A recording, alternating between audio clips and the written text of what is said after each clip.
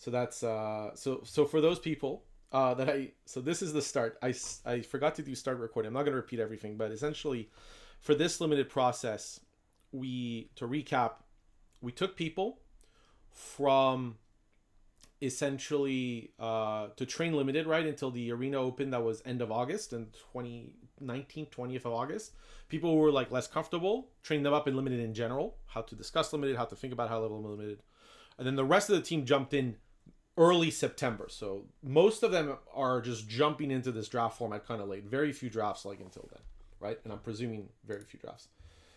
So this is a preliminary presentation for Sunday of September. So I'm setting the scene, right? But it's a bit of a different scene, right? Because you know, there's still some understanding. They haven't like not looked at it at all. And the idea here, right, is I like to do it thematically because I think themes are great for the brain. They make lessons easier to absorb. They make coaching better. They make education better. So space theme, constellation discovery. That image is from 17 lands. It's going to be really important to this presentation. Clusters is something that is not used a lot because normally there's not a reason to use them for high level prep. But for this one, it made sense. And I'll dive into that. So don't worry, you're not going to be lost. But basically, I talk about it, like how the clusters matter, right? I always like try to do in this preliminary what matters. And, you know, on one side, one of the most balanced formats of all time, Eternities is extremely balanced. Like, frankly, great design on that, but balance is there. But then you have Sirkowitz's post, right, that talks about the similarities between color pairs. And when you look at this, there's actually quite a range of decks, right? So, like, if you're looking at, like, say, a white-black deck, there's quite a range of decks in that white-black deck. It's not just that easy to look into it. There's a lot of range in those blue-black decks, although you'll notice they're a little more concentrated. Once you start looking at green-black, it's like dispersed. So what we're interested in, right, is like how do we, you know, not just the card evaluations, because we know the card evaluations and they're solid given this many weeks in, but like what are the decks we want to build in limited, right? So, you know, I warm up the team by saying like how the set works roughly, right? Because that puts everybody up to speed. So talking about the fact that it's a synergy and plan heavy set, that the raw data doesn't tell the story. So we'll go into that as well. That's a relatively classic 2-color focus set. There's not any the lands, like there's Command Bridge, but there's not like Dismal Backwater style lands, right? So, or the towns from FF. So it's really 2-color classic, but there's a multi-green archetype because of the landlord tokens usually. Straight up removal is working well, especially the removal that's more universal, like Banishing Light, works well. And talking about like the misunderstanding of archetypes, red-white is like specifically like the most misunderstood archetype in the set. And then talking about card flow, because if you look at the mechanics of the set and you look at the top cards of the set, all of them are pointing towards card flow, aka, you know, they put a permanent in play, they help you double spell. Like there's something about those cards that you're adding in that essentially, you know, like mechanics in the set don't work if you don't have permanents in play. Like even if you think of something like Gene Pollinator, there's a heavy difference between Gene Pollinator, like being a Mana Silex and like being a Birds of Paradise. It's just not the same card at all, right? Then I usually warm them up, right? Color, strength, and draft. So very balanced set. The only question really here, when we had the arena open, which is kind of interesting here, we get to compare like in a performance, even though the sample size is low, it's still useful. I thought it was really interesting that Orzhov was low, but I put a question mark because I wasn't sure why. Like it could have been useful for the Pro Tour or not, but I wasn't sure. Gruul and Simic doing well also could be useful. We don't know, but like it was worth highlighting that like it did unbalance a bit. Now, whether that's variance of that tournament or if there was like a metagame shift to be discovered, but I just wanted to highlight it kind of as again, this is preliminary, right? So this isn't telling the team what's important limited only. It's, okay, here's the discovery and here's where we want to explore and discover new things. Then I'll go through this. This I'll go a bit quicker. All the slides are the same, but I basically talk about cards that define archetypes. I think this is something I would do for any format because you don't know where people are coming from, right? Some people might have literally not played the format at all or like a draft max. So this is like just to make sure everybody's on the same page, right? Because I don't want somebody jumping into draft completely cold. So I talk about the basically the cards that define the archetype on one side and then the underrated cards on another. This is pretty easy to do. You can use data for this. Underrated, just look at like when these cards are taken. So like if they have a relatively high win rate compared to their pick order. The way I look at it is like if they're like 8+ and they're playable in an archetype, they're probably underrated. If you know, and if they're like, you can kind of compare and give yourself an idea. But I do this for all the archetypes. I'm not gonna go into it. This is all stuff you can find out or should know. Like I don't think you would gain a lot from just looking at this in detail, but you know, this approach of what matters per archetype. And the green archetypes, I mentioned the high equity splash options, right? Because those are important. Green white, this slide's really interesting for me because green white, there's like 2 green white decks. There's the kind of aggro green white deck that we'll get into later that we discovered that I looked into more for the second presentation out of 3. Here, but in green white, there were a lot of cards that performed well that were multicolor, so All-Fate Scroll, Survey Mechan, even Gene Pollinator, but only in the free color version kind of green white where you're splashing for something. I'll talk about why this is the top combo of the set that involves no rares or mythics in a bit and how I discovered that. There's actually, somebody actually has a resource for this on the 17 Lands Discord where you can check sets like combos from the set. So that was a useful exploratory tool. But yeah. So then black white, green black. Green black was an archetype that I couldn't find an identifier for. So for now, I said the archetype didn't exist. Like it was a green deck that was splashing, but later on we'll discover that's not the case. There's actually an interesting thing about this. Blue green, right? A lot of depth, easy to splash. Blue red, very interesting deck. I highlighted this to the team because I thought this was an archetype that had a lot of late playables like Nanoform Sentinel and Ilvoy Lightjammer that come really late. Red white, mid range, right? The 2/4, very important. Then I highlight things like this, right? Like that these cards are good in different types of archetype, right? So like because there's a lot of playable colorless cards in the set. So like where, right? Like Scrapbot, Wormwall Sweeper, Pinnacle Killship, and Nutrient Block. I talk about the multicolor package, which I think if you've played the set, you know about. There's a difference, though, between, by the way, Scrolls Mechan and Fungal Colossus. Like, Fungal Colossus is fine in some, but it's usually just kind of mediocre, medium. Just because, like, large green body, like a 5/5 for 4 mana isn't actually that great in the set. So that's kind of it's okay, but it's kind of not, like, it's very hard to on-curve do it because you're rarely playing a 5 mana 4/4 without setting up, so. Whereas the multicolor package with All-Fate Scroll, Survey Mechan, that's really powerful. And then we dive into synergy examples. I'll show you the resource I use for this so that you're not like, for now, trust me, but I share this resource with the team after the presentation as well. But essentially, again, there was a website that allowed to check for these. Very interestingly, Brightspear Zealot and Squire's Lightblade. So when you draw those 2 cards, the combined win rate was something like 65% or something. So it's very close to, like, if you have both of these cards, it's equivalent to having a bomb in your deck. So that was really interesting. So like a question, right, is like, how do we draft this though? Because you can't really guarantee in Play Booster era that you're going to get so many of these commons. You can like lean to it, but you can't guarantee it. Plus the cards are really bad drawn alone, right? So like these 2 cards together are great and Zealot works, but Squire's Lightblade's pretty poor. So like if you just drew that, then you don't have a bomb, you have a dud, right? So like that was something important to kind of figure out.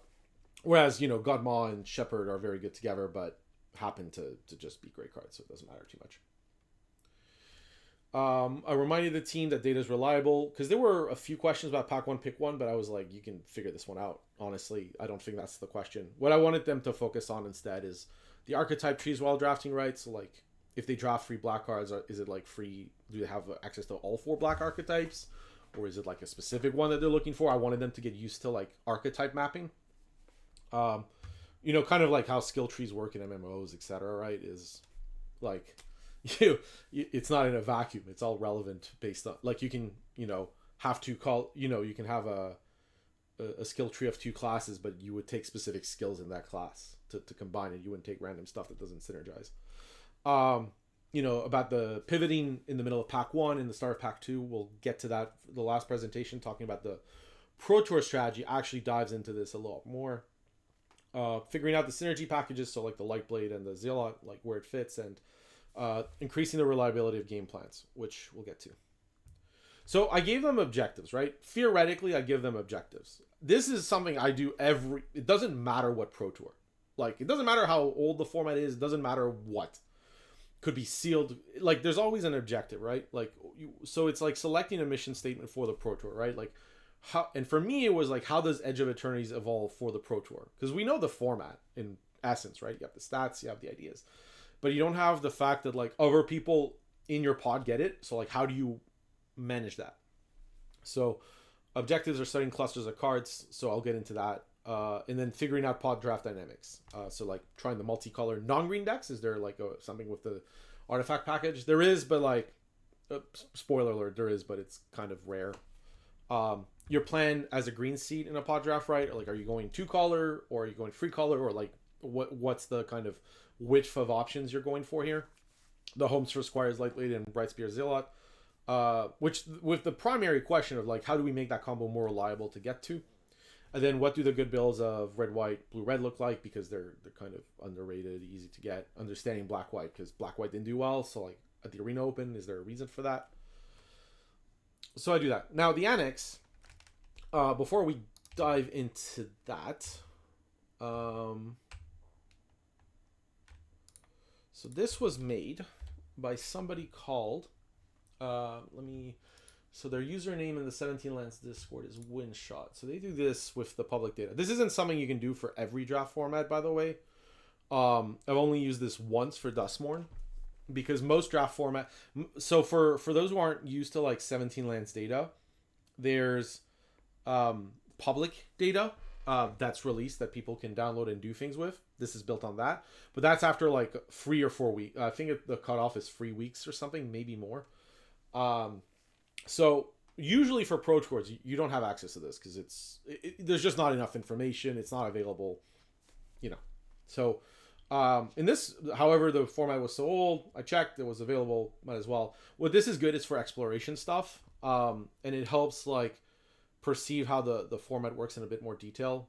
One thing I like to, so if you go to if you are interested, I'd go to the 17 Lands Discord, look at Winshot's post, look at what they do. So one thing I like to do to check like combos is like, you can take where's rarity A, rarity B. You don't have to like know exactly what I'm doing. I'm basically filtering so that no rares show up. So you put common because it has to contain it, which means that uncommons don't get filtered out. And this gives you like kind of combos between just commons, uncommons, and then I can filter it out by this field, which is combo plus minus. Combo plus minus is essentially how much better your win rate gets if you draw both of these cards, or worse if it's negative.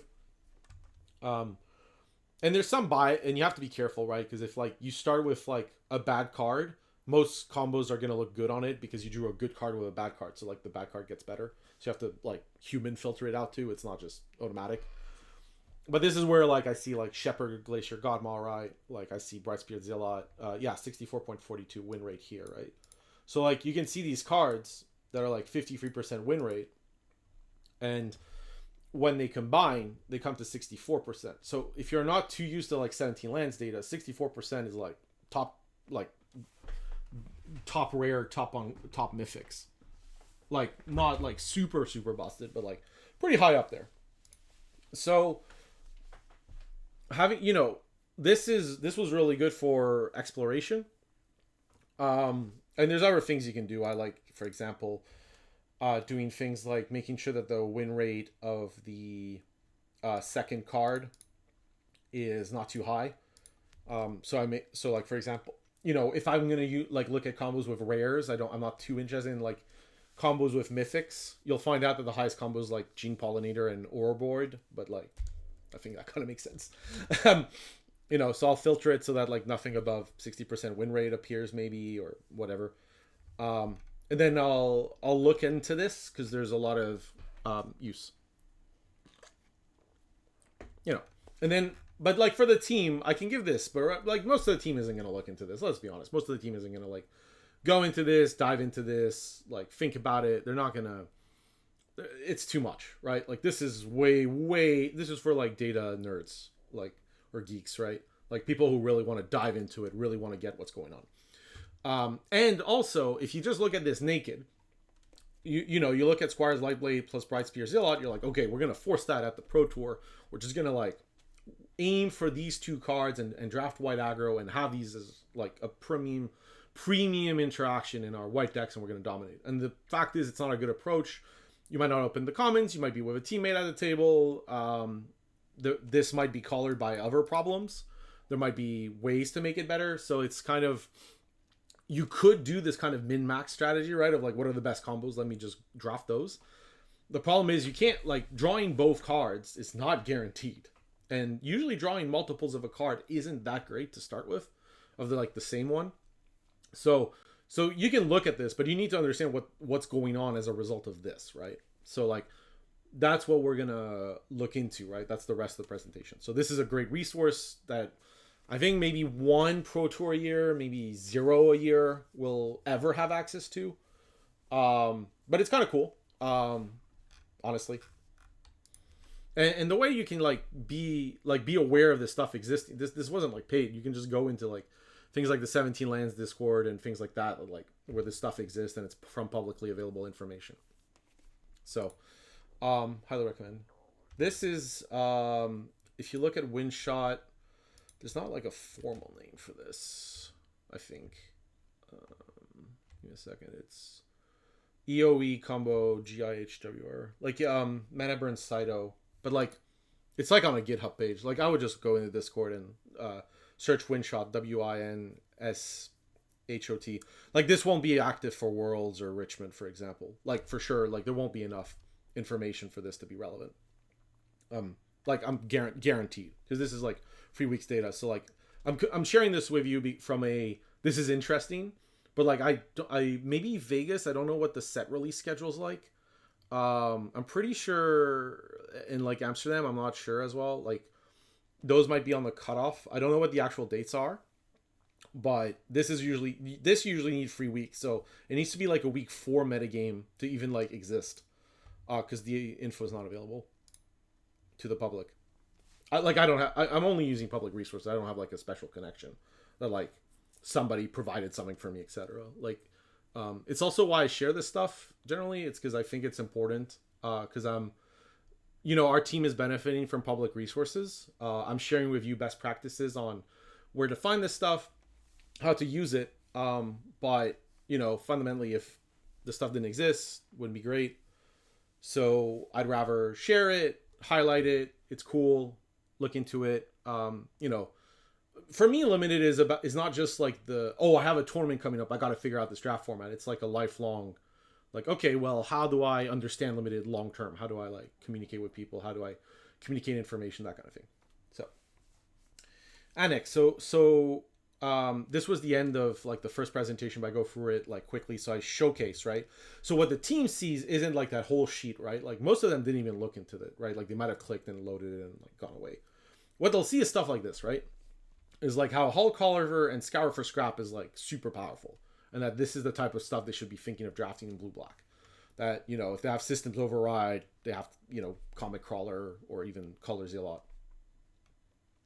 Other excellent synergies are Shepherd Titan or Disculping Blast Circuit Feeder, but these aren't commons and they don't go that late.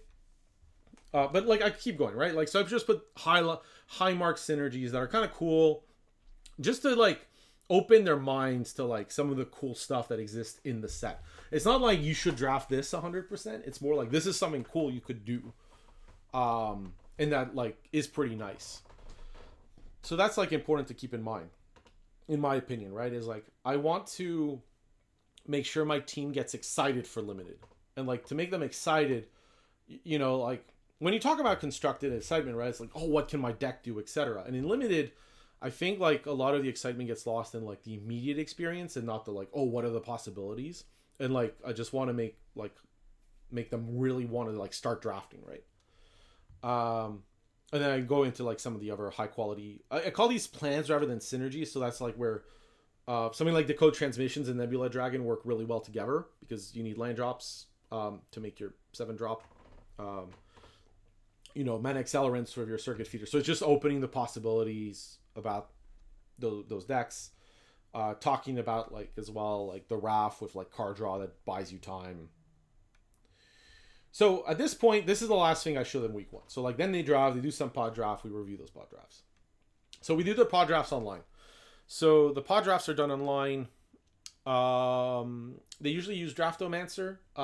We used to like run into an MTGO queue, but that's semi-unreliable. So like Draftmancer was like a great way to like make sure we're practicing draft as a pod online, and then we can debrief afterwards. We would go in an MTGO queues like because of like the set, like a lot of the single elim queue was really highly competitive, right? Mono Pro Tour players, so it's very good to get like 5. If you got like 4 or 5 teammates, like that'd be enough because our goal was to like have some of them face each other and like learn from the draft too. So like it's not as perfect, but it worked. So we do those. Come back next. So then we have this next meeting. By the way, the ad's going to start in 3 minutes, so I'll give a break at that point. But yeah. So I couldn't find a good segue. So for the second one, so just put this space meme with like empty on top. But essentially, for this Pro Tour, what was different that we didn't do before, and this is new material, is we looked at clusters. I'll show you what clusters are on 17 lands after. This is very much a buyer beware, like for clusters. I think there's a lot of powerful information in there, but there's 2 problems. One, it relies on more mature formats, in my opinion, to be better. Like, you need to have the right amount of depth and time in them. And 2, I think there's a risk of too many people taking this stuff at face value, when in reality what it is exploratory space. Even on the 17 lands page, I'm going to show you, they have a literal line saying, this isn't to end the conversation, it's to start one.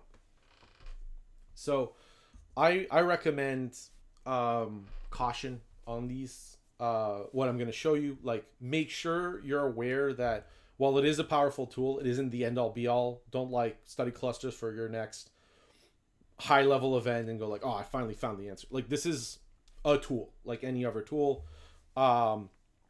What's nice about it too is like it's too also open to interpretation to be an answer tool. So like it's best to think about it that way. So yeah, going through it. Clusters are also 2-color clusters, so they don't explore like 3-color decks or multicolor decks. So like as a result, multi-green is something I have to handle, so I don't look into it, right? So here I'm talking about the best performance in a 2-color archetype. When I mean best performers, I'll explain what I mean later, but like I mean a high ceiling, but also a high floor, as in not just like you get lucky and draft this deck and do well. It's like no, even when the drafts don't go well, you're still going to do well. I also want to make sure that the clusters are like, conglomerates of cards. Like these 10 cards are often in this deck.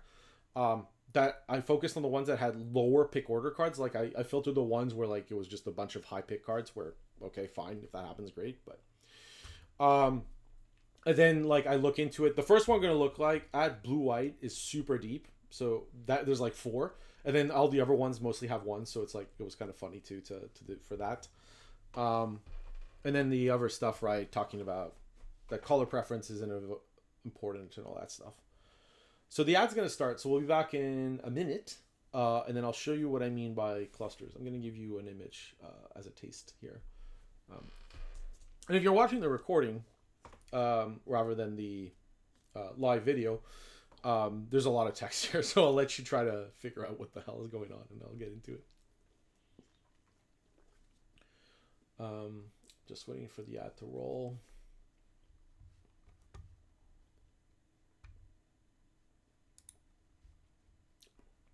Yeah, unfortunately ads on Twitch are kind of the nature of the beast. Should be starting soon if it hasn't. Okay, I gotta run an ad break. Great, okay, I'll do that. Cool. I'll be a minute.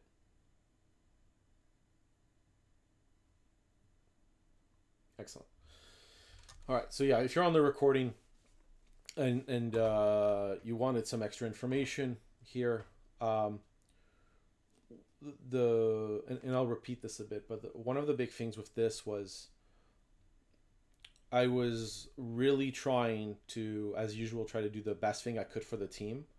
So one of the biggest questions I had was, well, okay, how can I go into complicated concepts and make them understand it and distill it to the easiest possible version of that? And this is what this is essentially. It's taking things that are quite complex, like the mathematics behind it, and just making it really easy. Because, people are going to perform, they're going to open a booster pack, they don't have like spreadsheets, they don't have like infinite time to process with their mind. So, gotta keep it simple. All right, so the outbreak's finished. Cool. All right, so looking into this, right? So clusters are conglomerates of cards. So like say 5 to 10 cards or like commons that form like a shell of a deck, right? Like, so if I thought about like a typical blue-black deck, right?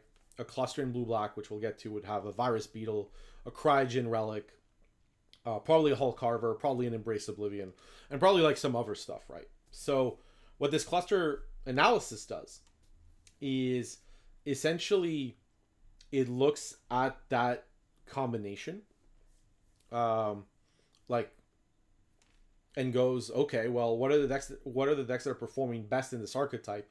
What like cards keep coming up, right? So it's like kind of complicated mathematical principles behind it, because you have to like pair up a bunch of cards, and essentially figure out from that, well, okay, what's performing best. And these are cluster explorations, right? So like they're not like the definitive answer, but they're kind of what I'm recommending the team focuses on in the future pod drafts, because this is like before the testing house. This is essentially the theory, right? It's like we need to check our theory. This is what the theory is telling us based on the combos I've seen, based on the data I've explored. These are the theories I have about the format and about how to draft Edge of Eternities. While we're at the testing house, you need to check if this is true or not. Because if it isn't, it's okay. We got some time to readdress and reassess. But if it is, then we need to lock this down. So blue-white's really complicated. By far the hardest archetype in Edge of Eternities to draft correctly, in my opinion. Because there's 4 ways to draft it that are good. There's a few like smaller stuff that can like pan out well, but like if you're gonna like draft in the dark, this is it. So the first cluster is just mental modulation and double spell decks, right? Like you have Sunstar Lightsmith, Brightspear Zealot, mental modulation, right? Like you just need a cheap spell to keep pushing damage. So, and keep spells flowing. So it's exactly what you need, right? It's cheap, it replaces itself, and it pushes damage. Exactly what you need. Cluster 2 is using mental modulation differently. So instead of like double spelling and just pushing damage, I found that like the combo modulation and Radiant Strike work really well together. And they work really well with kind of like some of the cards that are good in the blue-white archetype but need more time.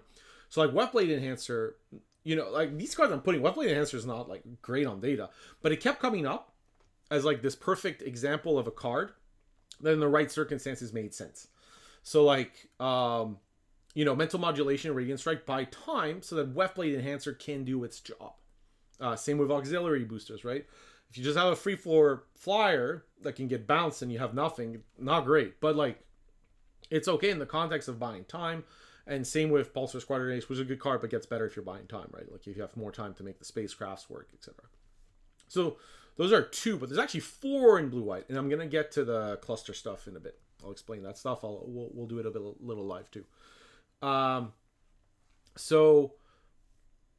Actually, we might, we'll go for it. I want to present to you what the team would get, so you get the perception of what the team sees, and then I'll show you how it worked out, like how I did the workings. So if you're responsible for figuring this stuff out, you'll get the tools for that, but I want you to first perceive the player perspective here. So the big thing then is there's 2 more.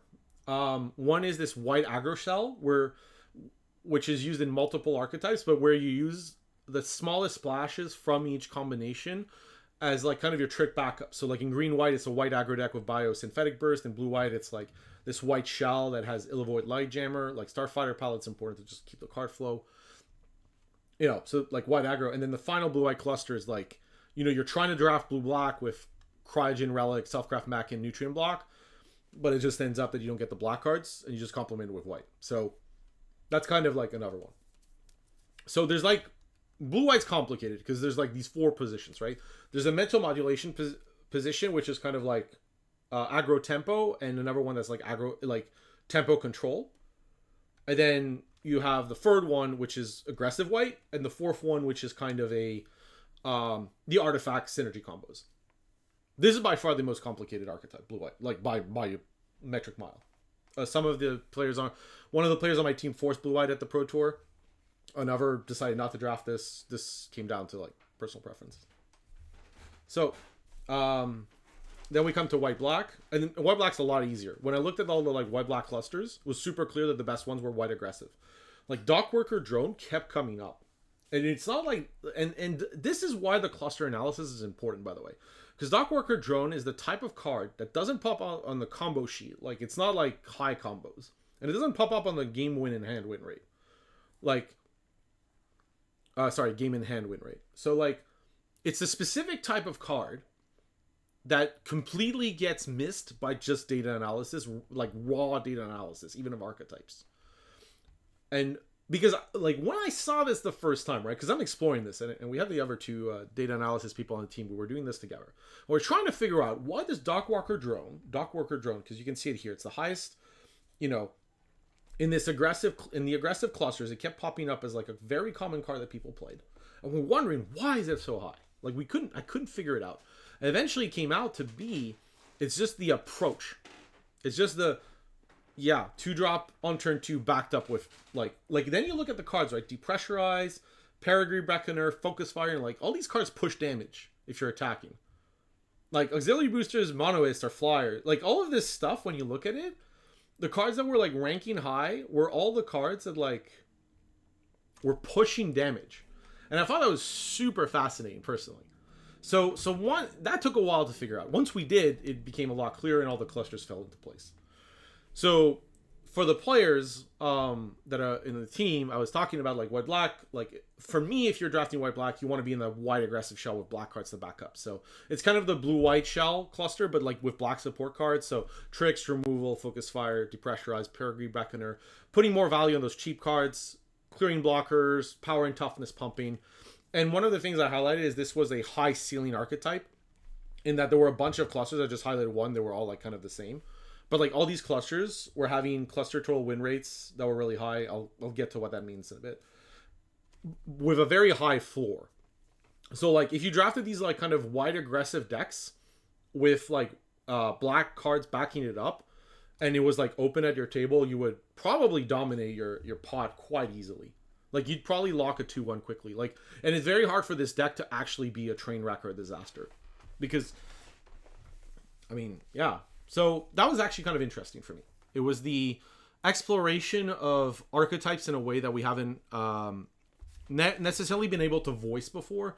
And it's the type of stuff that in a normal draft format where you have 2 weeks, you wouldn't really explore, because you're just barely trying to understand what's going on. So you can't really explore this stuff. But like as the format's super mature, you have time. So that's kind of cool. Then we'll go through it. Well, I'll go through these because I think clusters are kind of the hallmark of this. Like the rest was in the Final Fantasy and Aether Drift videos. This is, so, if I was going to sum up Aether Drift, right, it was about color positioning. If I was going to sum up Final Fantasy, it was about figuring out, while archetype positioning was a thing, it was more about figuring out gameplay. This is about figuring out how to build decks from dregs. Like, how can we use these low priority pick order cards that we know are low priority, guaranteed, because the win rate's low as well. Like the people at your table will rank these cards low. That's the beauty of this, is like you're almost guaranteed to see these cards because people will rank them low because they're bad cards. Like you can use data against them. In the other formats, you can't really use data as much against your table because often they just won't record the information well enough. But in this set, you can, because people will have drafted enough and have seen data enough that they will mostly get it, quote unquote, right. Okay, so anyways, red-white cluster, we found that mid-range was the best. Honestly, when I looked at the aggro archetypes in red-white, It wasn't good. When I looked at the sorting by combo win rate, the worst combo win rate was like white card, like white 2-drop plus red 2-drop that had nothing to do with each other. Like super bad. I'm not saying like you couldn't like build a white aggressive deck with red cards. It just wasn't very common. So mid-range here was best. Like the cards that were doing well were like Night Luminary. I was seeing the 2/4 from time to time. The Zookeeper Mechan was also a card. All these lander cards like Orbital Plunge coming up. Cavland Seeker was coming up a lot. So this was a very much a value deck. But the problem with this one is that the, it's 2-for-1 cards, but the ceiling was low. I couldn't find like these decks were reliable. Like if you had red white open at your table and wanted to draft mid range, this was reliable. But like you're capped. There's not so much power you can have. You're just playing like standard mid range. When we got to green white, the 2-color version of green white, right? Remember, green has the multicolor versions, which we're not approaching in the clusters, and there's because I'll approach that later. And there's the 2-color version of the green decks, right? And like the card evaluations are intermixed here, so I have to like break them off for the team, right? So they understand what's up. Because like green is like the most conditional draft archetype. It's like you don't have just good green cards. You have green cards that are good in 2-color, and you have green cards that are good in 3-color with like slight deviations. So that's important. So here, the dynamic mid-range clusters are best. If you're wondering what dynamic mid-range means, I'd recommend highly DePraz Going Deeper in Sealed article, part 2. That's still up on Harry's website. I think it's mandatory limited reading for anybody. Dynamic mid-range as a concept is essentially playing your cards and being assertive in a way that forces your opponent to use interaction unprofitably. So like it's about that. Like if the games go forever, right, you would keep your removal for the best cards. So like by pushing damage, they have to like kill your 4/3 menace, and then you can like land your 5-drop that has like more value and player God 1. That'll take over the game. So this is important here. So the cards that are performing well, like Focus Fire is like in the best green white clusters. Focus Fire kept coming up. Honor as well. Super interesting because it wasn't about the +1/+1 synergies. It was about the pushing damage. Biosynthetic Burst is there as well. So all of this is about attacking and pushing damage. We go to blue black. So I'm doing this in the usual Warburg 2-color order, by the way. Blue black was like kind of the same feeling. You had Virus Beetle, Cryogen, and Relic, and those 2 cards were so good in blue black that everything else was like a footnote. Basically, you would go into blue black because you had those commons. Otherwise, not really a good reason. But there were 2 kind of small alternatives. So one was where it was using cheap spells like Cryo Shatter, Hurl Culver, and then like it was using top end spells to win. So like Scour for Scraps for the value. It was using like Gravestone Titan. So like Giga Storm Titan. So cheap spells into Haymakers. So that was like the plan.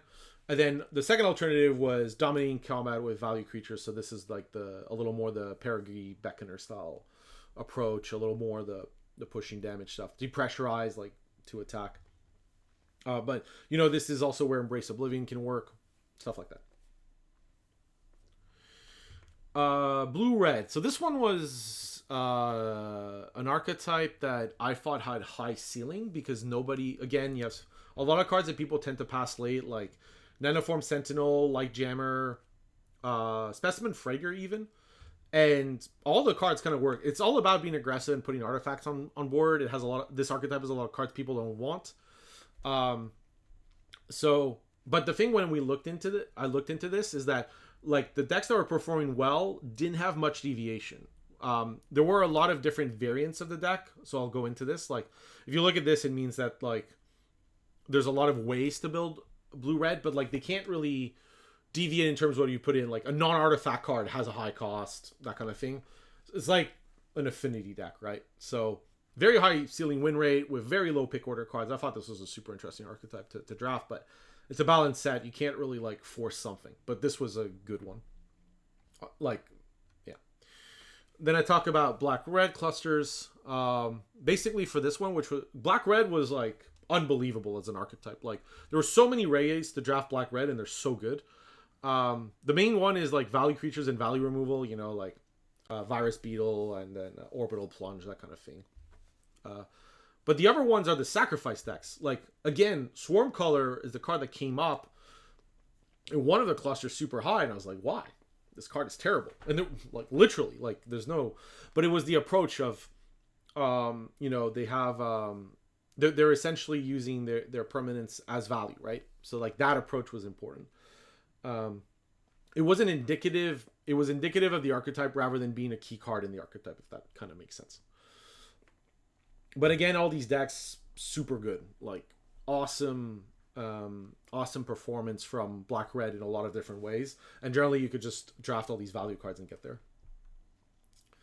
Then we go into blue-green, which was about dominating combat. So this is a very different approach, I think, that we had compared to other teams. Most people might have not seen blue-green this way.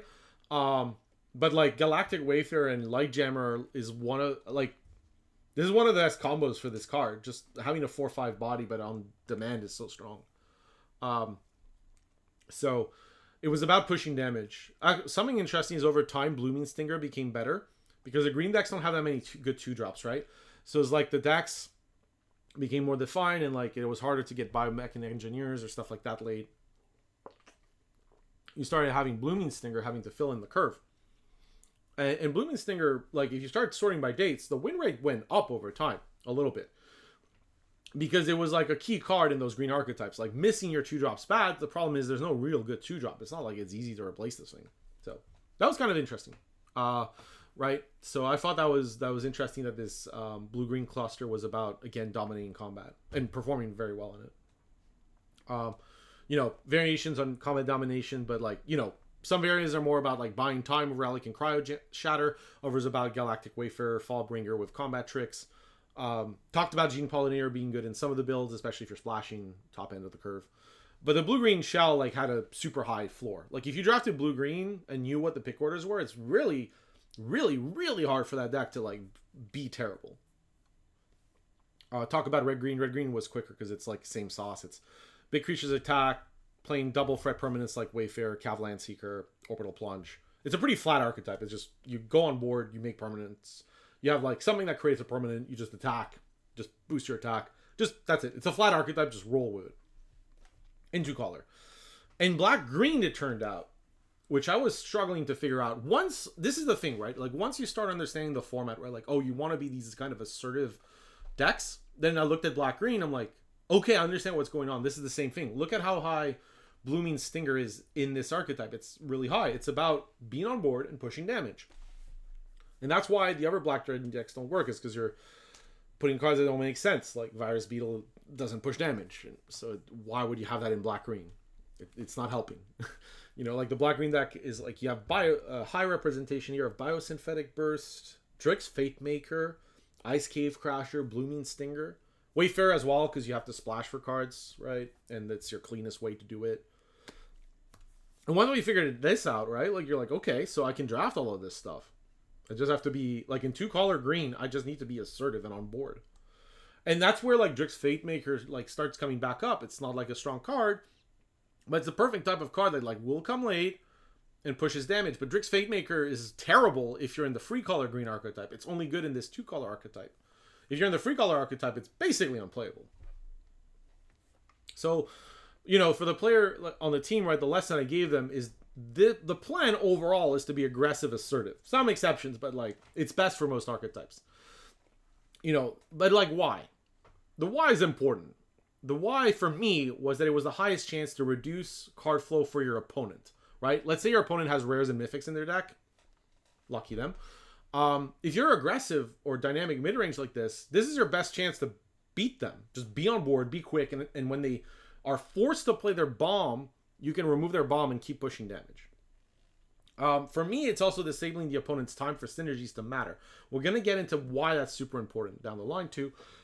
And the nice part here, all of this values lower pick order cards, right? Like we're talking about Blooming Stinger, like a card that most people don't want. We're talking about Illavoid Light Jammer, like this isn't stuff that like people are aggressively taking. Like Focus Fire maybe, but you know, overall this is stuff that like is going to come semi-late to you. So that's kind of, you know, like you're at a Pro Tour pod where people know what they're doing. You have to like plan for the cards that people don't want, right? Like what can I do with the bad part of the soup? But mostly for me, the thesis and the theory before the pod draft continued was you want to be on board and dominate combat. And then some extra stuff, right? Like the blue-red has low pick order equity, but is a hard deck to draft. Free color decks we'll have to study separately. That's a different task, and we just still needed to try the Bright Spirited Shells. And then like finish off with like best of free sideboard cards and cards that are bad in best of free. Quickly, like this is just a list of things. If you ever want to do this, it's super easy. Just like go premier draft, traditional draft, compare the percentages, like align it for the fact that traditional draft, usually the win rate is like 3.5 to 4% higher. Just normalize it and check. So like for example, Drill Too Deep. I mean, if you look at best of one data, it's useless, right? But like in best of free, one of the best sideboard card in the format. So, you know, this is the type of stuff you have to do some work to figure out. It's not a lot of work. It takes like 5-10 minutes tops in. Honestly, it's more work for me to search these images on Scryfall and put them in the presentation than it is to figure this out. Finishing here on this side, talking about cards that are worse than best of free.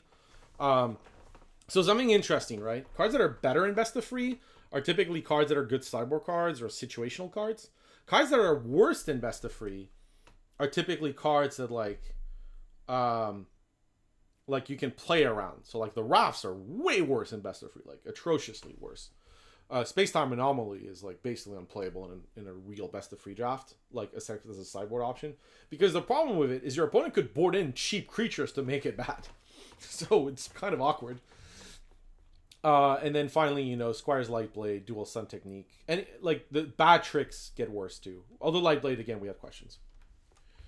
Okay, so that was like the preliminary, right? Like before the testing house.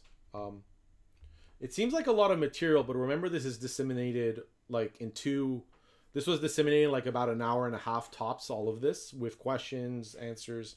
Plus they were doing pod drafts, plus there were draft reviews. So like we're learning as we go, right? So like instead of having this big limited thing, we're breaking down the limited learnings, right? Like these are the sessions where they learn, but I cap it at about 45 minutes. Usually try 30 because it's easier to learn that way and retain information.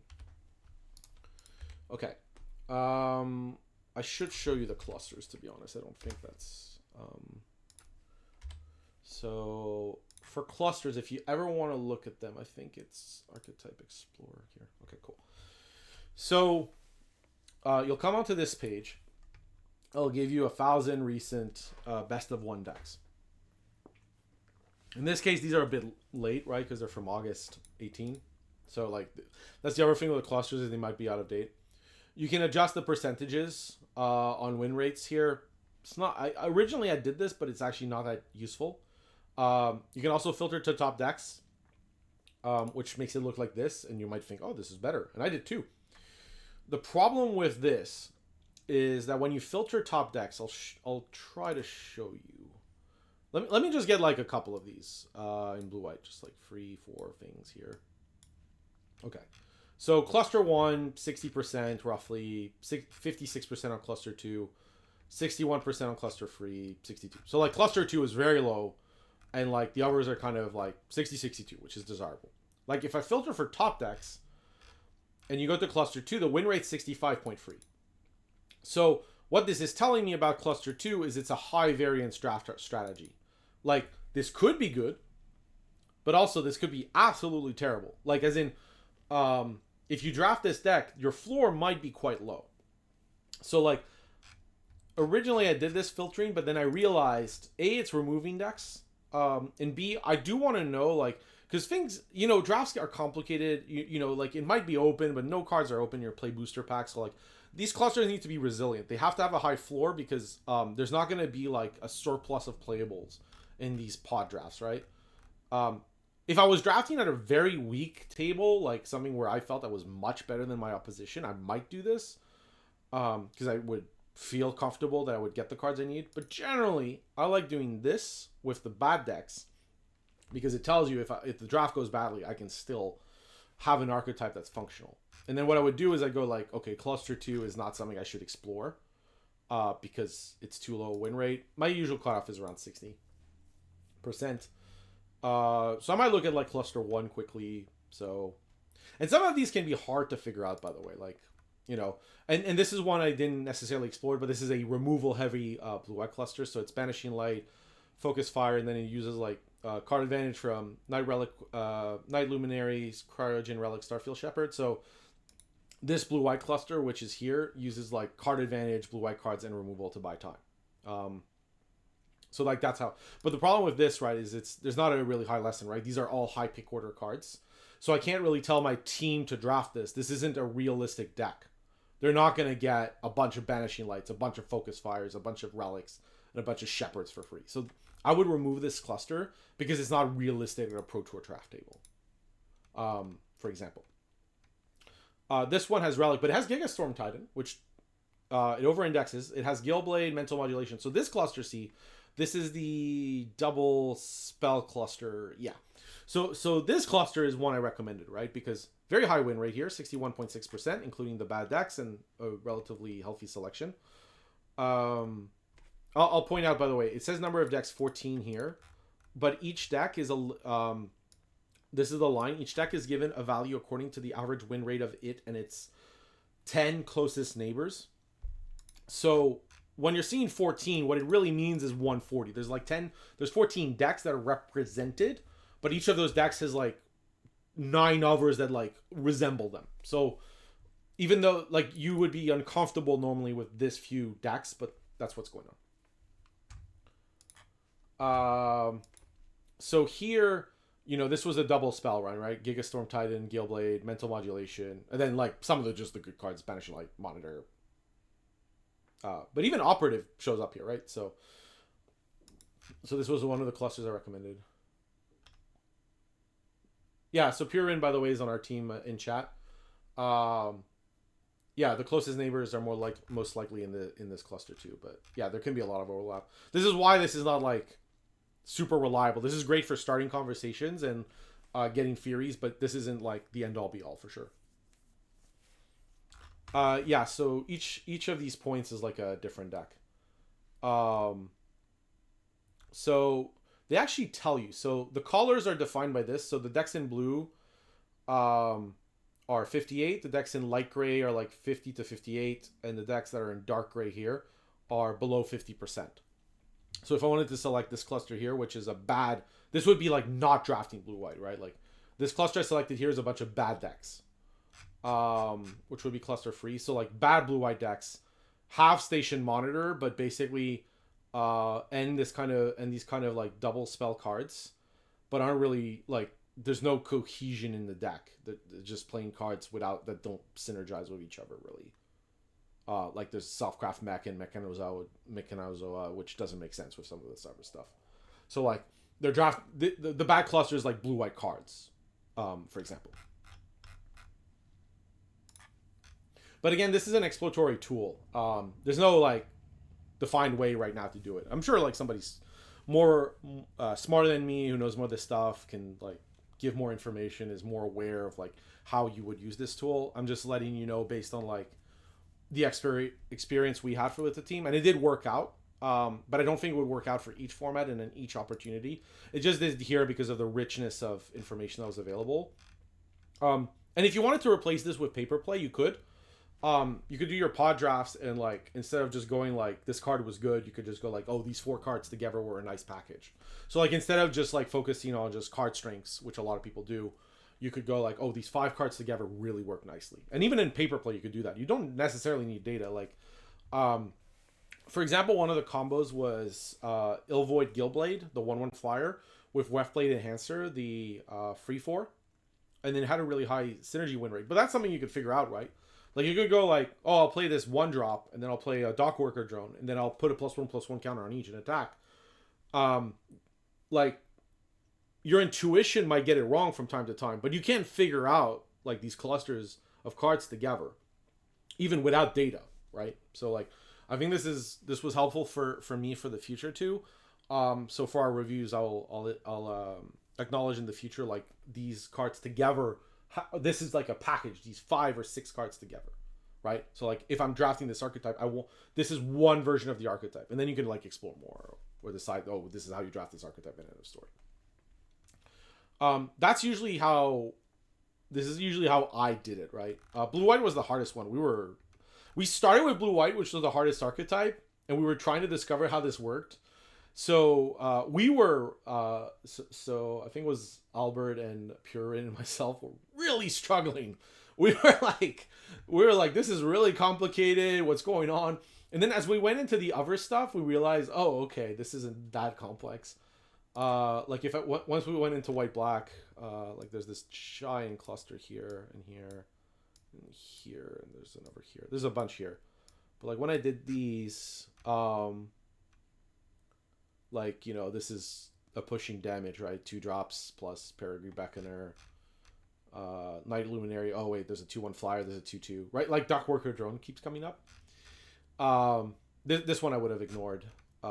This fourth one that does well, right? Like, right. This was the one I probably highlighted in the presentation too. Like depressurized Peregrine Beckoner's focus fire, all about like pushing damage, right? So I mean, why are Dock Worker Drone and Starfire Pilots so high in the winning cluster? It's because it's 2 drops and pushing damage. All right, that's the archetype. And then this one. So like as I went through these, we would go right. This isn't. Yeah, but anyways, so explore this. I'm not perfect on this. I think this is a great tool. Like, it's an interesting tool. So by the way, I'm probably gonna have to roll ads in a bit. Twitch is lovely. I love Twitch. I swear I do. And this is a good time, I think. I'm gonna roll into the next one, which is the limited meaning presentation. So this is what I told to the team after the pod drafts at the house. Like essentially what the plan is. So what we're going to do is I'm going to roll ads. I'm going to switch to that presentation. I'll take about a minute of ads and then we'll go into it. All right, let's get this done.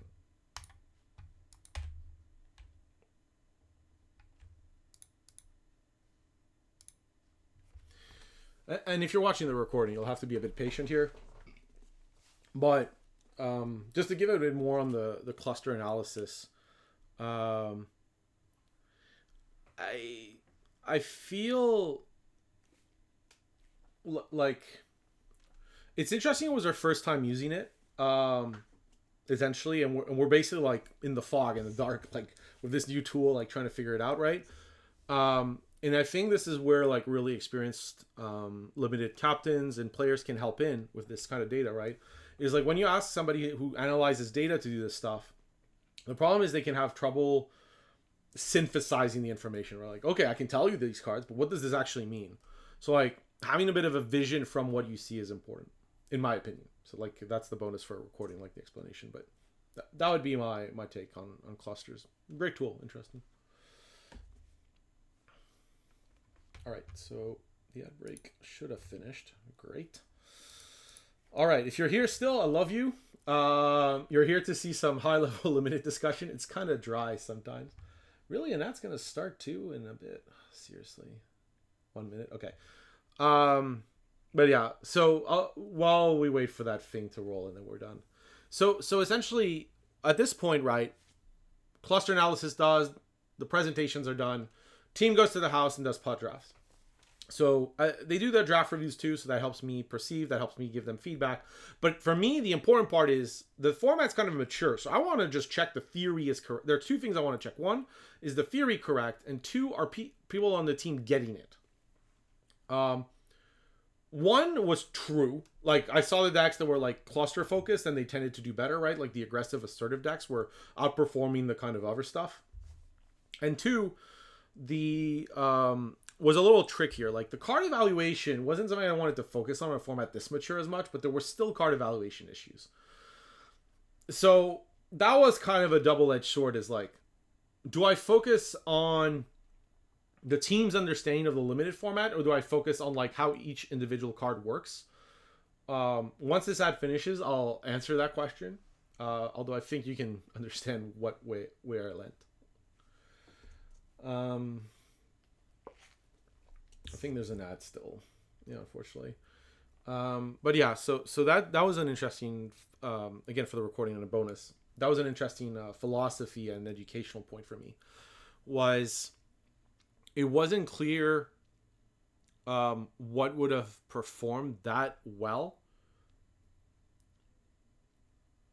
in terms of like the human side, right? Like I can look at data, I can understand it, right? I think something that's unique is I haven't actually drafted this set. Now, I'm telling you this because I've done some mock drafts, and maybe I've drafted it once actually, but like I haven't, and we still did super well. And I'm still like captaining the explanation to the team.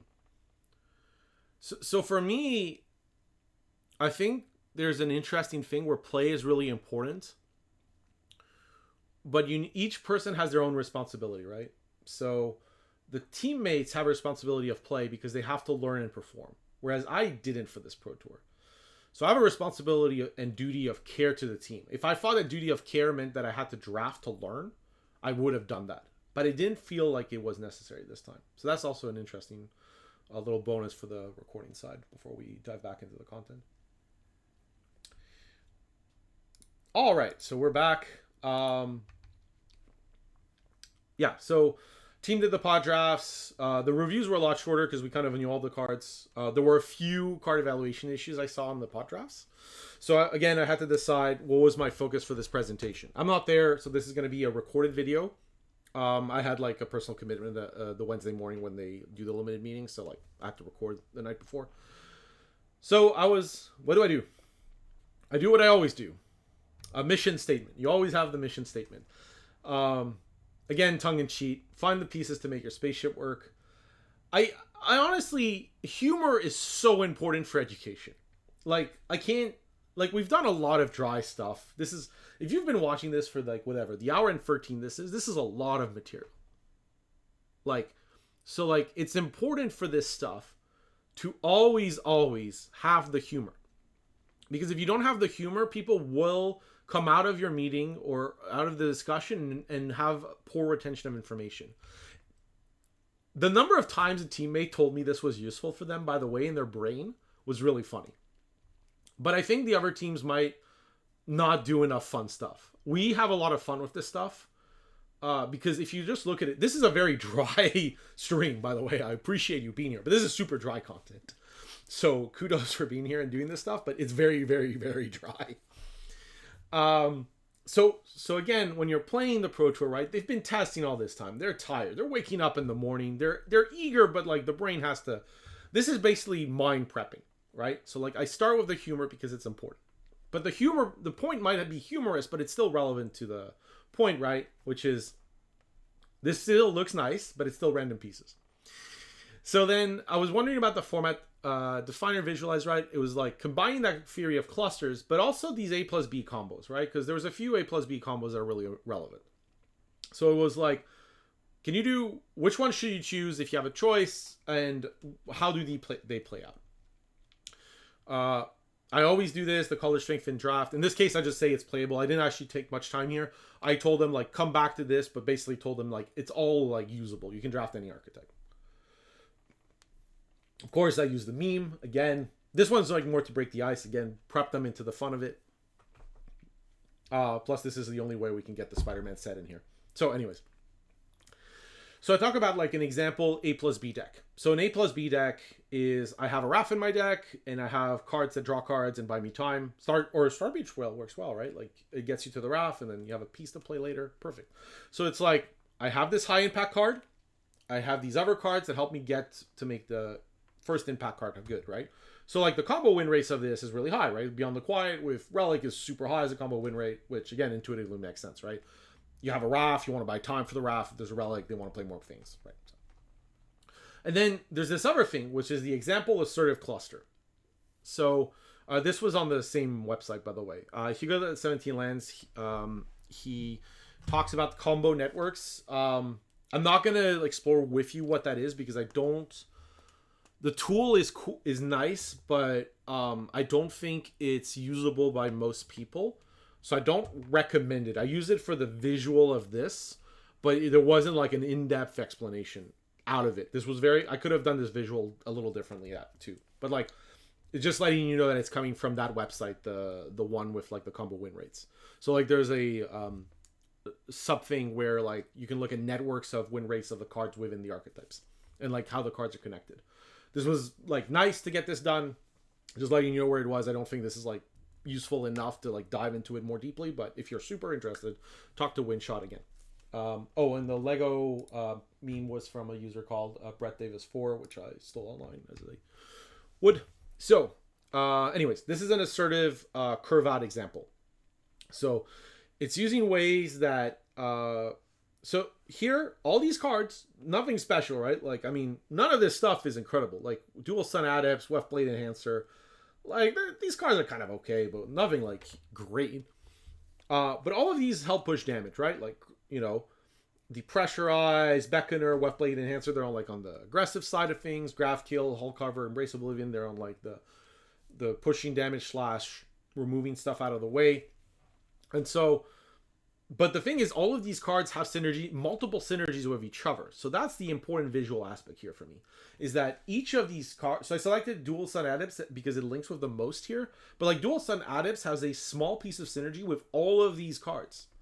So that's really valuable because it means that essentially in this cluster, there's a card that benefits from 9 other cards that exist. It's not just like it's not A plus B, it's A plus B to H or J. The combo is weaker but like all of them work, right?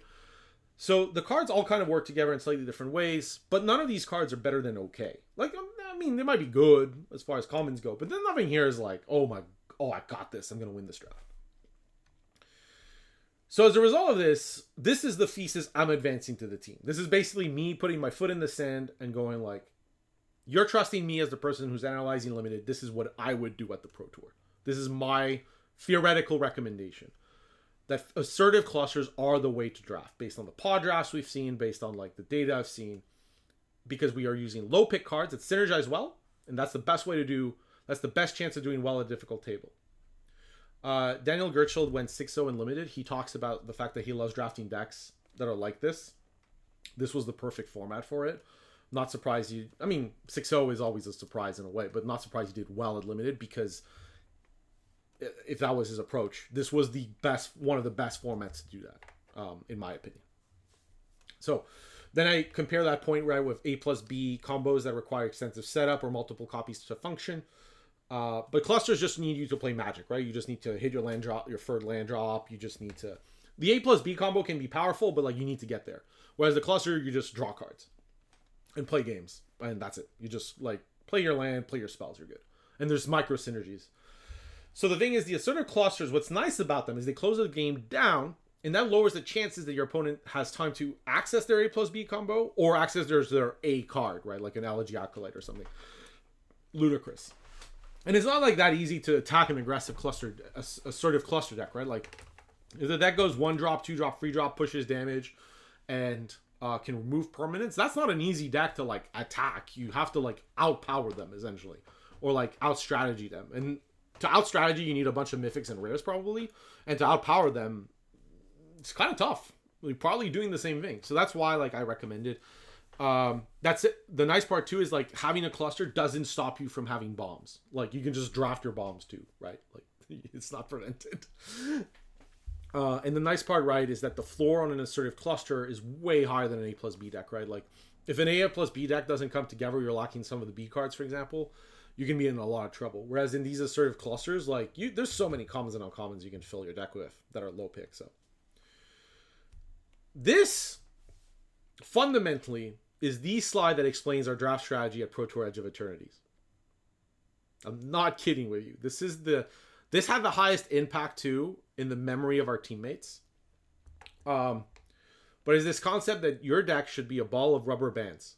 You can add pieces to it, but there's nothing that you like forgot to draw that can be... Basically, no piece can be removed to hurt it. It means you didn't draw a card, it doesn't matter.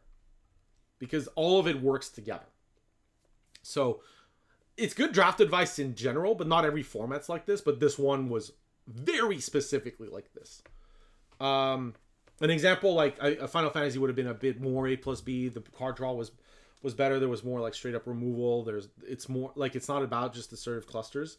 This one is very much about that. It's about like having your deck essentially all interact with one another.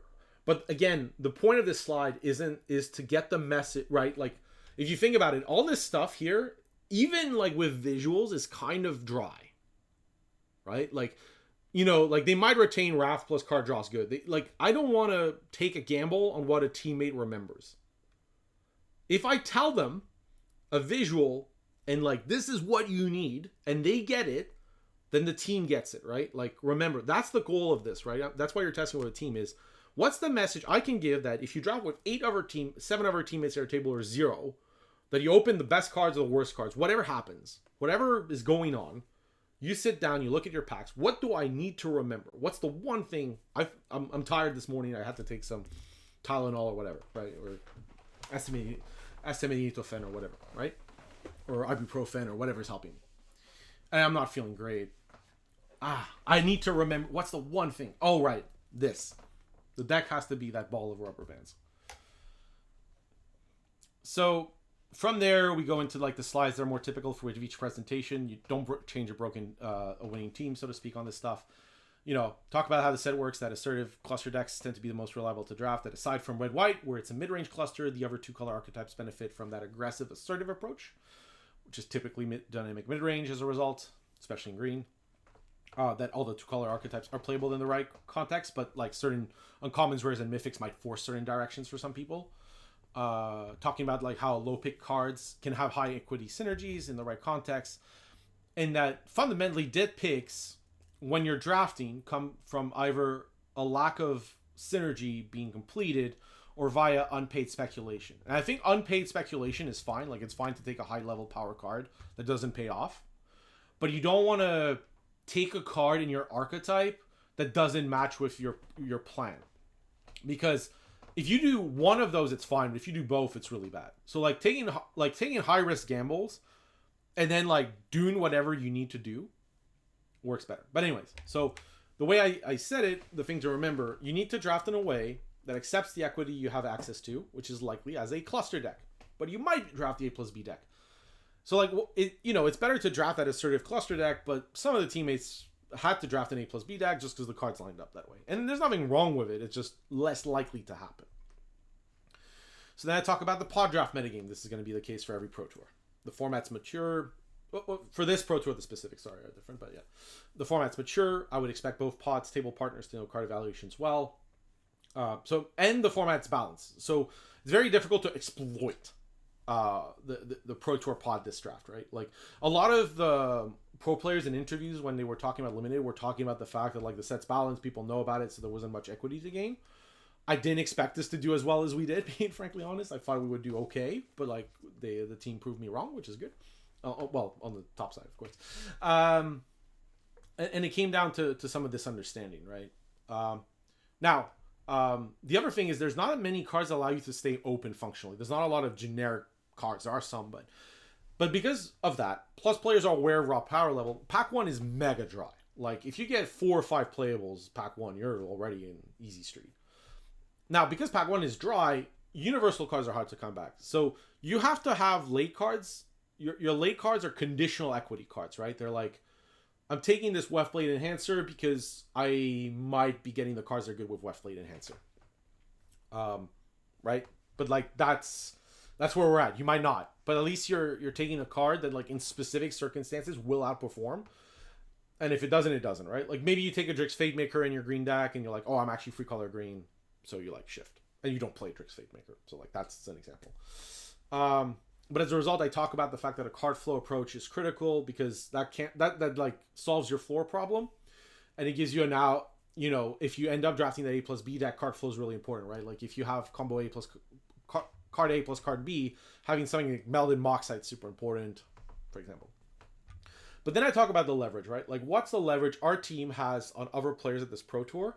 And for me, it's that player equity is obtained by using these clusters, right? By going, there's these assertive clusters, and use this to strengthen the lower end of the deck, right? Lowering, like, the 13th to 23rd card.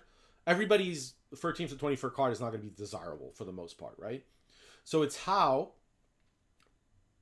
we use these clusters that this 13th to 23rd card work well together, so that like all of a sudden you have a deck that works well together, and thus as a result, each draw step you take, you gain that 2 to 3% win rate per draw steps in the right circumstances, right? Because you're drawing a card that makes sense with the pieces you have in play, and your opponent If they draw a good card, they draw a good card. They might draw a land when they don't want to. That happens. But the main thing, the main equity, the main leverage is that your opponent's going to draw one of the lower end cards, and it's a lower end card that does not work with what they have.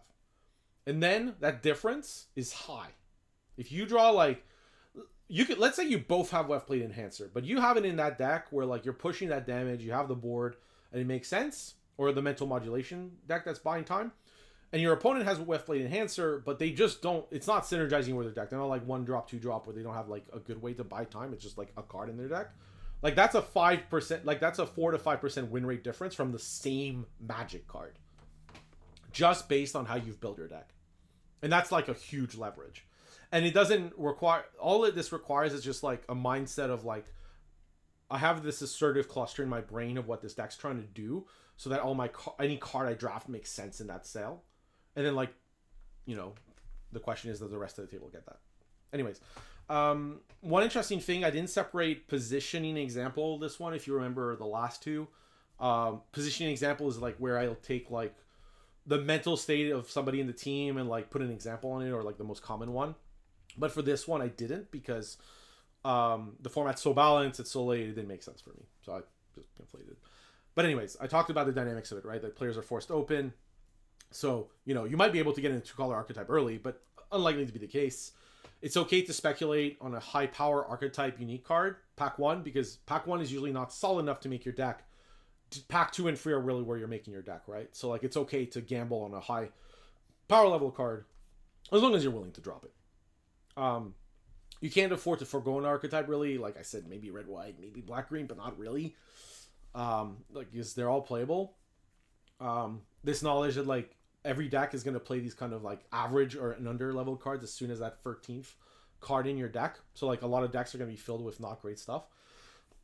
So, as a result, archetype and cluster knowledge are crucial to give yourself the highest equity and to make them remember that table opponents will also struggle with their decks. The decks that people will come out of at these Pro Tour draft tables with a format this known are not going to be that good. So that's like a mental reassurance. Zen on our team specifically was very worried that his decks were 0-free, but like, whatever, I just helped him and let him calm himself down but when he won some matches. Because like the other decks are just not good too. He went 2-1 with his 0-free decks. Anyways, then I go into the more standard stuff. So I would say that like, this is the key, right, to the format. This is what I want the teammates to remember, and this is what's important. This stuff here is more window dressing. It's like stuff that like helps the point, but it's also like align people. So I talk about pack 1 value up. So they're cards that are generically good across a wide range of clusters and archetypes. So like Wayfarer, Landseeker, Plunge, Focus Fire, Peregrine Beckoner, Lost in Space, Pinnacle Killship. Cards you're happy to pick up in pack 1 because there's a variety of decks they can go into. So this gives you like your playables floor.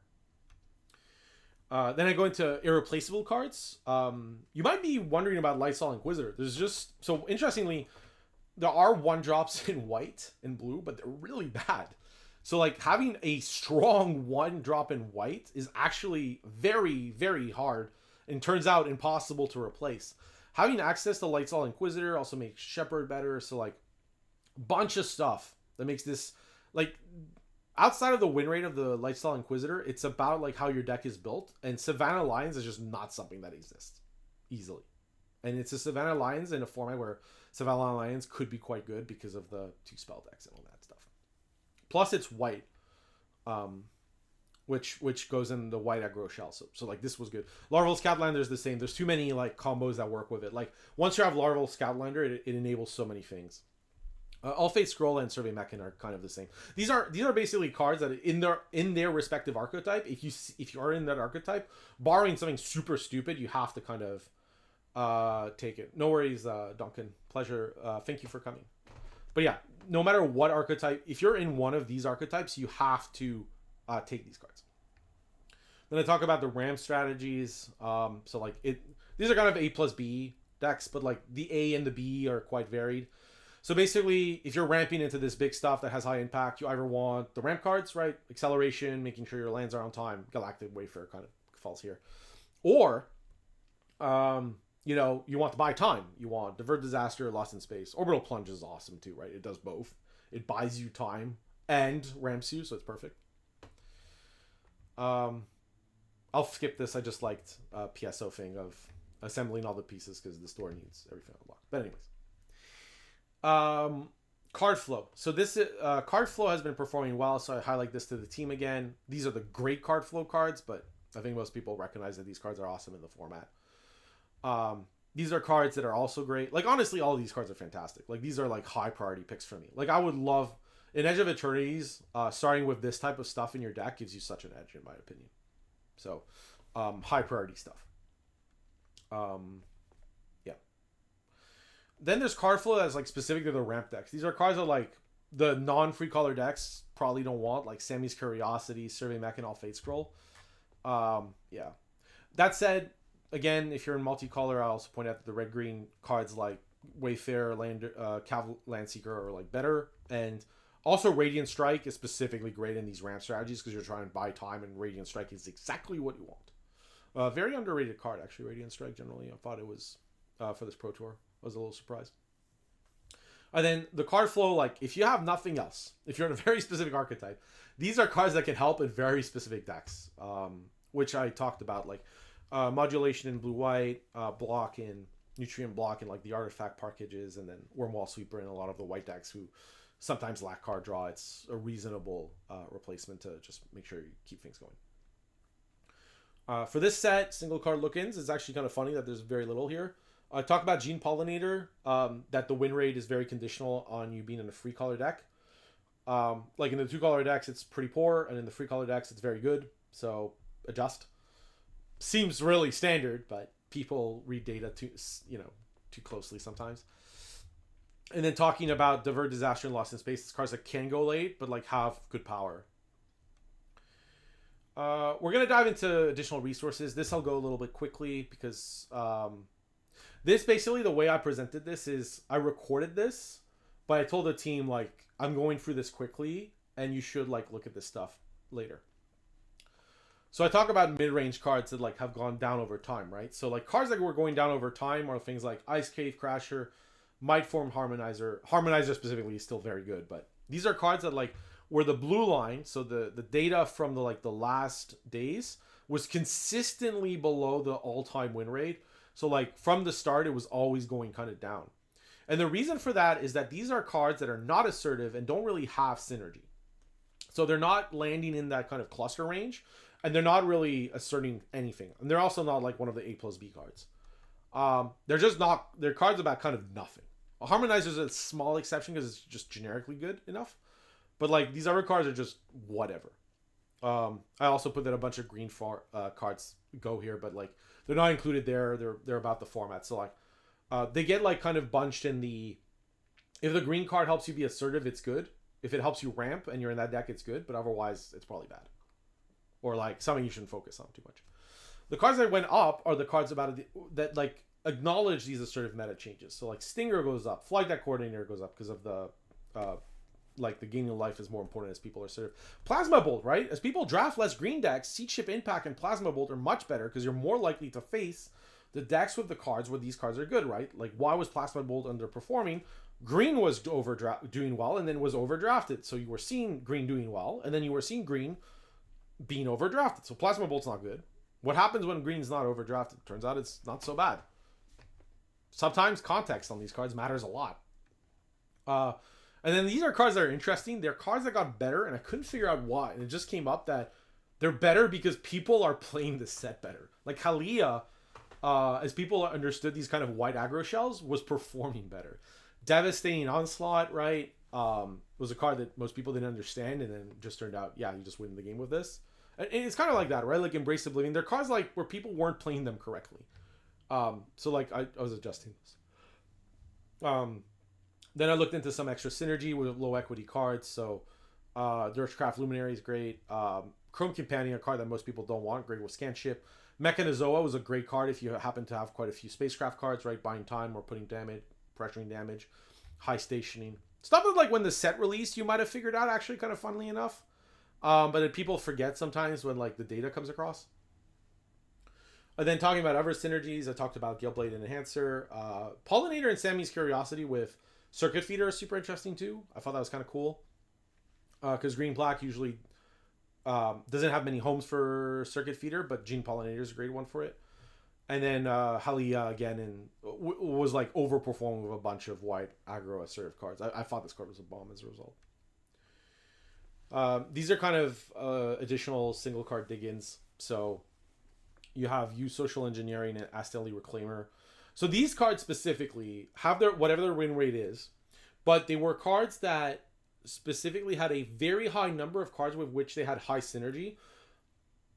Reversely, they tended to be very bad without them, right? So that's like something you can spot, is if a card has a bunch of these high win rate combo patterns, but isn't like inherently just powerful on its own, what's going on? What is making that card powerful? So Use Social Engineering really needs the lander cards or Scan Ship, or basically things that buy time, card flow, or the pattern of making a lander token, warping engineering, lander, that kind of stuff. And then Reclaimer was the same. It was a card that wasn't performing that well, but then when you look at the combos with Relic, Cryo Shatter, Wormwall Sweeper, Nutrient Block, it started looking very strong. So that's kind of because like Wormwall Sweeper into Reclaimer is pretty busted when you think about it. You get to surveil like a card that you get back with Reclaimer, and then you spacecraft it, so you have your 2/2 flyer for 2 mana plus something. And then you get to play it later if your Wormwall Sweeper dies. So they can't really deal with your 2/2 flyers. So it's really nice. I normally don't do many single card clusters like this, but these were specifically something that came up.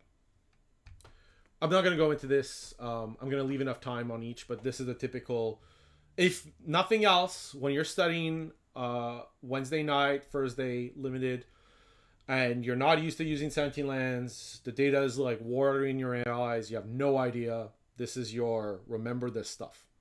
This is pick orders for each archetype with some notes, and this is a distilled down, it's not perfect, but this is a way I found for kind of my teammates to just mentally accept and understand what was going on. And historically it's been performing pretty well.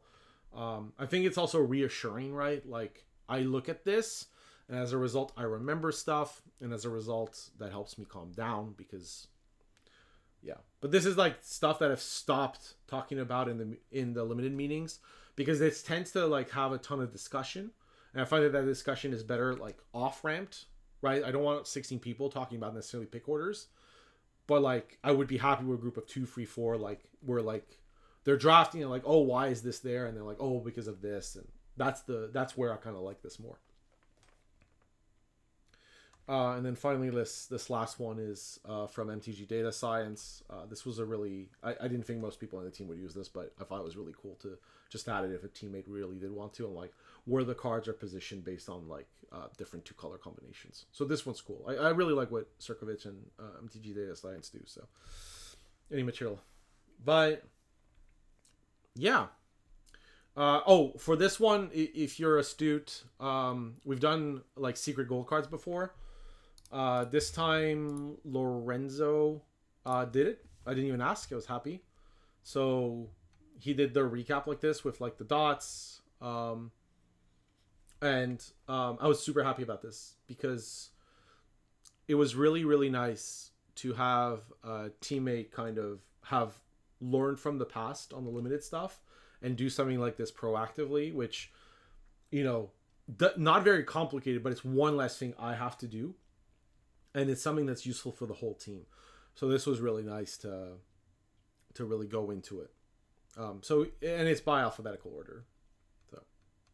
So shout out to Lorenzo, who unfortunately started free in the draft and just couldn't, just the rest of the tournament didn't go so well, unfortunately. But yeah, if I was to recap why our team did well in limited, I think there's some historic aspect to it that the team, I wasn't there physically, but the fact that we've done this enough times, the team picked up the slack. They did the reviews themselves. They did the reviews relatively well. So some of it was experience, right? So it's more, you have to, when you invest in this kind of work and time, right, in figuring out draft formats, it's not just about that draft format. It's I learned how to do this longer term. The second thing was we correctly identified what to look at. While clusters were new for us, it was also not necessarily obvious that we had to do it. But like once we look at them, right? Once you understand the philosophy of how the Pro Tour plays out, right? Like you're getting low end pick cards. Like I'm looking at how to, like I basically have shift, like fish, the Big Short analogy, right? I have fish that's rotting and I need to do a fish stew. Well, what fish is like usable in this scenario? How do I make it taste good, right? Because the chef has to come up with like a good recipe. So I was already leaning mentally in that direction of, okay, how can I make the battle cards work together? And that's what led me down the road of clusters. It's this mentality of, I've been in this situation before. I've seen it before. I know the teammates have. So psychologically, I know which direction is going to end up for this Pro Tour. So like, what do we do, right? Like instead of being defeatist about it, oh, well, everybody will know the format and we're just going to hope for the best, which I don't think is the best. I mean, you can do that. Is more like, okay, well, how do we work with that? Okay, so the format's balanced. Cool. Everybody knows what they're doing. Cool. What do we do in that context? If the analysis, there are some formats where you give up. If it's like all rares and mythics based and like you just hope to open those and that's it, then yeah, maybe I'd give up. But it's not the case here. And it led us down the road of clusters to start with, right? Like originally it was like, oh, what are the low end combos? But then you're like, oh, well, combos aren't the most reliable. So what are low end clusters? And then when we found the tools, it all came pretty quickly. So yeah, so that's two. So one is experience. Two is discovering new material and integrating it well into our existing flow. And I think free, because the team did very well. Beyond what I would expect based on the information we had. I think free was a really strong and resilient mental game. Like, and it dies from all of this, right? In the learning I've shown you, it's about how to condense information so that somebody holds it. It's not, right? It's not seeking perfection. It's seeking, like, understanding. Like, to give you an anecdote from the Pro Tour, one of the players on the team played the free black free mythic that when you attack they lose half their life, which is just a terrible card. They just didn't encounter the card. They weren't in one of the draft reviews of the card, or like where I gave the feedback. So like they missed it and they played it and registered it in the list and then like boarded it out, right? The thing is, they asked for advice. They got told that, they boarded it out, right? So yes, they made a mistake in building their deck and having that card, and that's bad. But the rest of the deck was functional and was cohesive. So they still did well enough, right, in this context. So yeah, it's a bit of a shame that like this mythic derailed them a bit. But on the other hand, it didn't matter because their deck was good. And that's where that drop off is. If I went for every rare and mythic, I could, but like it's so much information. Like the rares and mythics are like 100 plus the bonus sheet and all. There's so much. I would rather my teammate understands what's going on in the format. And because of that, right, I'm not overloading information in their brain on scenarios that are unlikely to happen. I'm overloading information on and condensing it on the most likely outcome. And that's why our floor is so high, is because they're trained for the outcome that is probably going to happen for the vast majority of them.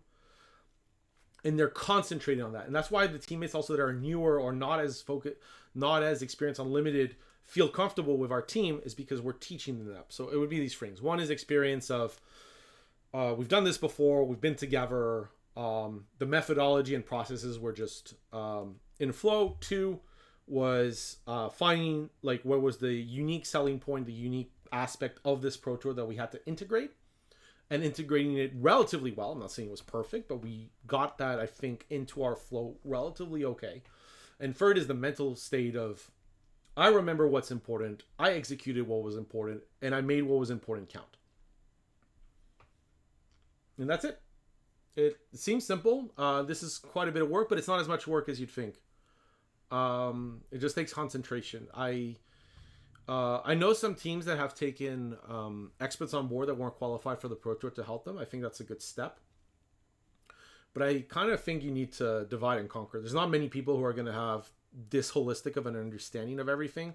So like I would recommend to get 2 people. One person who can and that they work together. That's also important. Somebody who can dive into the nuts and bolts, the data, all that stuff. One who can dive into the vision. And then somebody, you could have a third person that coordinates this in the team, but somebody who can condense this stuff and remove biases. The data person is just going to give you the information and the context. The person who has experience will have an understanding of the format, but the condensing that together in a way that everybody on the team understands what they need to do is really difficult, but it's worthwhile. And the more you do it, the better you get at it. In the end, right, our win rate was 63 and some %, removing team kills, which is our second all time. But given I was remote for this one, it's not too bad. Like our all time best was MH3, where we had Sean and Marcel on the team and really figured it out. It was a team of 20, so that's like our all time best. But this was a very, very, very strong second. Personally, I was impressed with how the team performed at this Pro Tour. The other 2 did it okay too. I mean, 58 style percentages are nothing to snuff at in limited. Very solid performances. This was just stellar. Since it's close to 2-1. But yeah, if you have any questions about the limited content that I presented, if you have questions about how to use this stuff, let me know. Don't ask me questions that are too specific, maybe, especially if Avatar comes out and you're playing for Worlds. I might not be super warm to give you like detailed information. But if you have questions about like how some of these tools work and like what to look at, absolutely. Reach out. Support limited in general. Like when arena opens come out, cheer for them. Not their X-Plays opens, they're cool. Support limited content creators who do awesome stuff, who feature different drafts, all types, whatever you like. Please show support for them. I think limited is, again, the paramount best way to play Magic and the main reason to play Magic for me. So a lot of love to draft as well, and even and seal too. But we're looking at draft here. Okay, so we got an ad starting in 2 minutes. So I'm gonna but we're done with the material. So if you wanted to share this, I'm gonna put the VOD up. Give me some time to edit it, upload it, all that stuff. But it should be up soonish. You can follow when that is on X and Blue Sky / Twitter, so to speak. If you wanted to rewatch some of the content as well, it was a pleasure. I'm gonna ship you over to somebody. If you have a raid recommendation, I got about 2 minutes. I'm gonna actually cut the recording here.